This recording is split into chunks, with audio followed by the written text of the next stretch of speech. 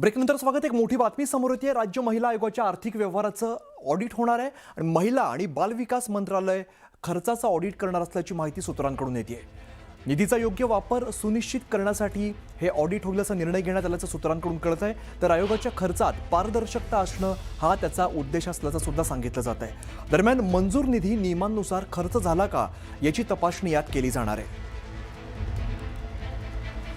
तर राज्य महिला आयोगाच्या आर्थिक व्यवहाराचं आता ऑडिट होणार आताच्या क्षणाची मोठी बातमी आपण बघतोय। महत्त्वाची बातमी समोर येते। आयोगाच्या खर्चात पारदर्शकता आणणं हा उद्देश असल्याचं सूत्रांकडून सांगितलं जातंय।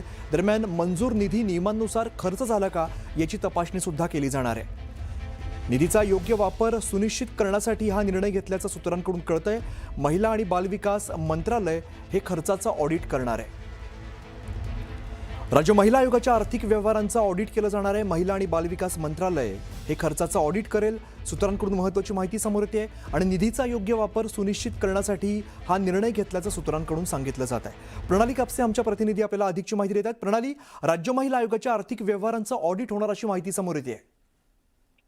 कालच न्यूज 18 मराठीनं सगळ्यात आधी ही बातमी दाखवलेली होती की कशा पद्धतीनं गेल्या काही कालावधीमध्ये महिला बालकल्याण या विभागाच्या अंतर्गत येणाऱ्या महिला आयोगाचा जो निधी आहे त्याच्यामध्ये मोठ्या प्रमाणावर वाढ झालेली आहे। विशेषतः रुपाली चाकणकर या महिला आयोगाच्या अध्यक्षा झाल्यानंतर त्याच्यामध्ये तिपटी आणि चौपटीनं वाढ झालेली आहे।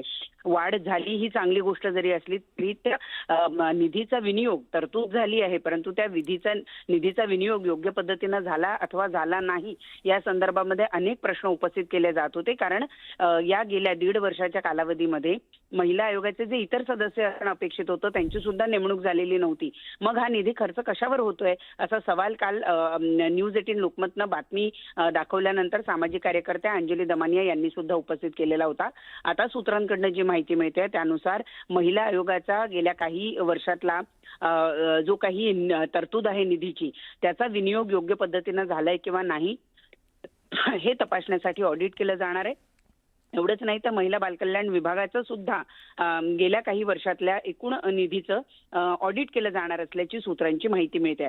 त्याचबरोबर ही सुद्धा माहिती मिळालेली आहे की गेल्या वर्षभरामध्ये साधारणतः 4.5 कोटी रुपये हे महिला आयोगानं खर्च केलेले आहे। आता त्याचा विनियोग योग्य पद्धतीनं झाला किंवा नाही याची सुद्धा माहिती ही घेतली जाणार आहे। बरं प्रणाली, धन्यवाद या माहितीसाठी।